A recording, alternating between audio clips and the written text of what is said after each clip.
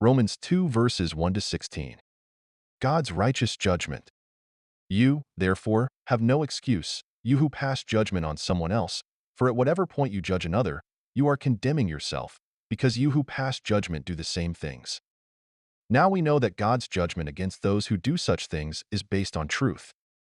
So when you, a mere human being, pass judgment on them and yet do the same things, do you think you will escape God's judgment? Or do you show contempt for the riches of his kindness, forbearance, and patience, not realizing that God's kindness is intended to lead you to repentance?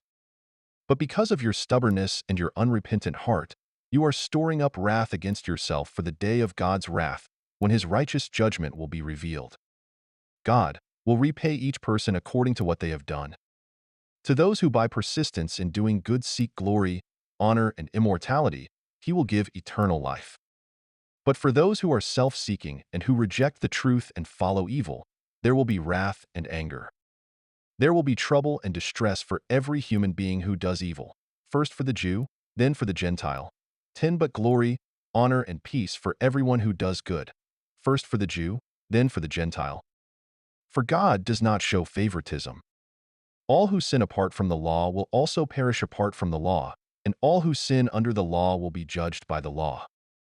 For it is not those who hear the law who are righteous in God's sight, but it is those who obey the law who will be declared righteous. Indeed, when Gentiles, who do not have the law, do by nature things required by the law, they are a law for themselves, even though they do not have the law.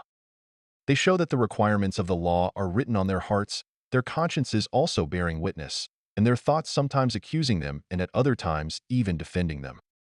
This will take place on the day when God judges people's secrets through Jesus Christ, as my gospel declares. The Jews and the law. Now you, if you call yourself a Jew, if you rely on the law and boast in God, if you know his will and approve of what is superior because you are instructed by the law, if you are convinced that you are a guide for the blind, a light for those who are in the dark, an instructor of the foolish, a teacher of little children, because you have in the law the embodiment of knowledge and truth. You, then, who teach others, do you not teach yourself? You who preach against stealing, do you steal? You who say that people should not commit adultery, do you commit adultery? You who abhor idols, do you rob temples? You who boast in the law, do you dishonor God by breaking the law? As it is written, God's name is blasphemed among the Gentiles because of you.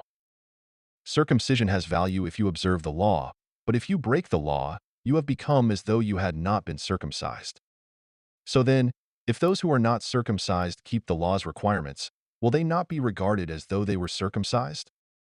The one who is not circumcised physically and yet obeys the law will condemn you who, even though you have the written code and circumcision, are a lawbreaker.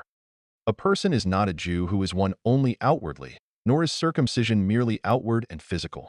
29 No, a person is a Jew who is one inwardly, and circumcision is circumcision of the heart, by the Spirit, not by the written code. Such a person's praise is not from other people, but from God.